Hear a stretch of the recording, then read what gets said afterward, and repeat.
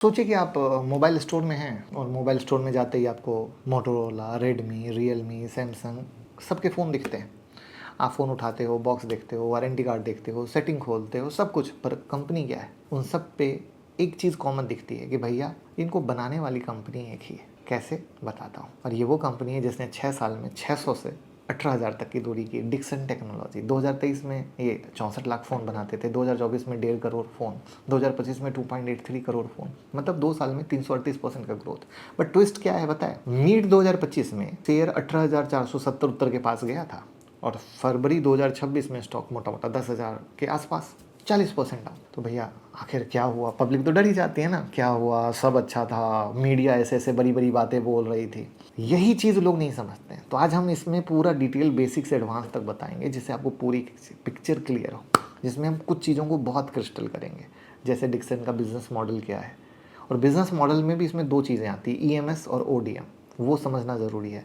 Dixon की growth का engine कौन सा है, 40% क्यों गिरा, और आगे का रोड मैप क्या है, जिससे रिस्क और अपॉर्चुनिटी को आप समझ सकते। अगर आप रहना चाहते हैं दूसरों से आगे, तो यूट्यूब मेंबरशिप जरूर ज्वाइन कर लीजिए, जहां पर मैं डेली मॉर्निंग अपडेट देता हूं कि मार्केट क्या है, किस तरीके से चल रहा है। और हमारा मोबाइल ऐप डाउनलोड कर लीजिए, यहाँ पर हम डेली दिन भर मैसेज देते हैं जो मोबाइल ऐप दिख रहा है। और यहाँ पर बहुत सारे फ्री कोर्सेज भी अवेलेबल हैं जो आपके लिए फ्री ऑफ कॉस्ट हैं। आईपीओ की न्यूज़ है, बट स्टॉक मार्केट की न्यूज़ के अलावा आप अपनी क्वेरी भी कर सकते हैं।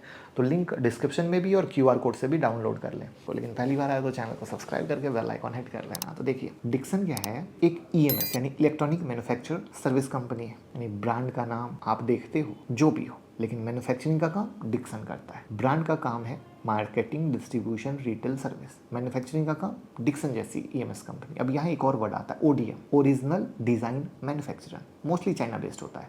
ये लोग या तो ब्रांड के डिज़ाइन पे फ़ोन बनाते हैं, या ब्रांड को बोलते हैं 7,000 का फ़ोन चाहिए, डिज़ाइन रेडी है, फीचर ये रख लो। और डिक्सन का रियल मैजिक ये है कि डिक्सन ब्रांड को इंडिया में मैन्युफैक्चरिंग स्किल देता है।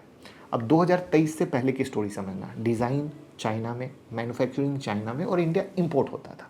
फिर पिक्चर बदली, चाइना टेंशन में आ गया, इंपोर्ट ड्यूटी का प्रेशर, मेक इन इंडिया मिला, मोस्ट इंपॉर्टेंट पीएलआई स्कीम मिली। रिजल्ट क्या हुआ? Chinese ODM plus Indian EMS company के बीच पार्टनरशिप हुई और कहानी बढ़ गई। तो अब इसमें क्या हुआ? एग्जाम्पल ले लो कि जैसे ओडीएम का काम चाइना से हो रहा है और डिक्सन क्या गया इंडिया में मैन्युफैक्चरिंग। तो ODM design plus sourcing help किया, डिक्सन असेंबल किया, मैन्युफैक्चरिंग किया, ब्रांड ने सेल किया। इससे मेक इंडिया भी मिला, कॉस्ट एडवांटेज भी मिला, पीएलआई को सपोर्ट भी मिला, और डिक्सन का वॉल्यूम फट गया। अब समझिएगा, लास्ट फाइनेंशियल ईयर 48,000 करोड़, इसमें स्मार्टफोन का रेवेन्यू 44,000 करोड़ यानी 91%। और सबसे इंपॉर्टेंट पॉइंट जो इन्वेस्टर को समझना चाहिए, 2025 के अराउंड 45% रेवेन्यू एक ही क्लाइंट से आता है, मोटोरोला। यानी डिक्सन का इंजन पावरफुल है, पर इंजन का फ्यूल सिर्फ एक मेजर क्लाइंट दे रहा है। और ये चीज़ मार्केट को तब तक अच्छी लगती है जब तक ग्रोथ सुपर फास्ट, लेकिन जब ग्रोथ पे प्रेशर आएगा तो यहीं पर तो सारा खेल फंस जाता है। समझिएगा, 40% फॉल के पीछे की कहानी इसमें बहुत सारी है। प्रेशर 1, मोटोरोला का volume shock plus client shift. Motorola से आने वाला business year on year deep दिखा और मार्केट को लगा कि क्लाइंट कॉन्सेंट्रेशन रिस्क हो सकता है, जैसे टाटा टेक्नोलॉजी, वो कुछ एक क्लाइंट पे ही डिपेंडेंट है। अब मोटोरोला ने अपना 23% वॉल्यूम कॉम्पिटिटर को आउटसोर्स किया, कार्बन इकोसिस्टम, और वही ओडीएम नेटवर्क मल्टीपल पार्टनर के साथ काम करता है। प्लस मोटोरोला को मार्केट में कंपटीशन भी मिला, इसलिए वैल्यू सेगमेंट में प्रेशर आया। इसका इम्पैक्ट डिक्सन की स्मार्टफोन स्टोरी में दिखा। मोबाइल सेगमेंट का ग्रोथ रहा बट वॉल्यूम डाउन ट्रेंड हो गया, और जैसे ही वॉल्यूम वापस से आया तो ईएमएस स्टॉक में सेंटीमेंट गिरते हुए दिख गया। अब पीएलआई का बेनिफिट डिक्सन जैसे खिलाड़ी को मिला। इंडस्ट्री नैरेटिव ये दिया कि भैया पीएलआई इंड हुआ के बाद मार्जिन का प्रेशर आ सकता है, क्योंकि मार्च 2026 में पीएलआई इंड हो रही है ना, तो मार्जिन में प्रेशर आएगा। ईएमएस में वैसे ही मार्जिन बहुत कम होता है, अगर इंसेंटिव घटा तो ऑपरेटिंग प्रॉफिट पर असर आएगा। तो मार्केट को लगा ग्रोथ स्लो, मार्जिन का रिस्क, पीएलआई वाला चक्कर, तो वैल्यूएशन कम, और इससे गिरा। पिक्चर यहाँ क्लियर हुई। अब मेमोरी स्पाइक साइकिल समझिएगा। ग्लोबल लेवल पर एआई डिमांड के चलते मेमोरी चिप के प्राइस बहुत बढ़ गए, इससे स्मार्टफोन का जो कॉस्ट है वो बढ़ गया। और डिक्सन का एक्सपोजर ज़्यादा मास सेगमेंट वाले फ़ोन में होता है, जहाँ प्राइस सेंसिटिविटी होती है।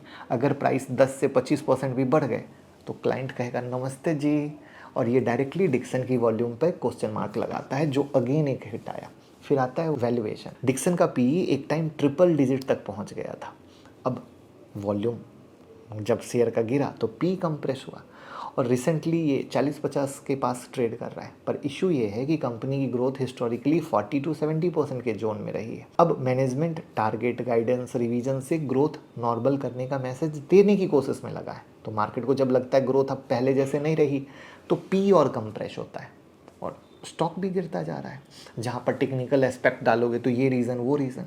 तो सवाल ये है कि ये सब चीज़ों से तो गिरा, बट क्या बिजनेस खराब हुआ, वो समझना जरूरी है। तो Q3 2026 जैसे नंबर अगर देखोगे तो रेवेन्यू अराउंड 10,803 करोड़ का 29% का growth year on year, net profit around 287 crore का 80% का year on year, EBITDA margin देखोगे 5.1% इंप्रूवमेंट हुआ।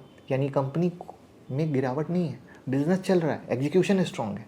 बस मार्केट टेंशन में आ गया ग्रोथ को लेकर, मार्जिन को लेकर। तो मैं हमेशा क्या सिखाता हूँ, मार्केट को बहाना चाहिए वैल्यूएशन एडजस्ट करने के लिए।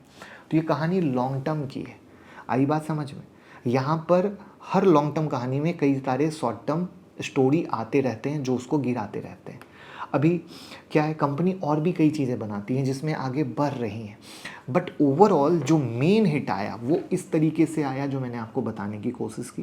साथ में अब देखना है कि ये कंपनी इन चीज़ों से कैसे निकल पाती है और किस तरीके से इसको झेल पाती है।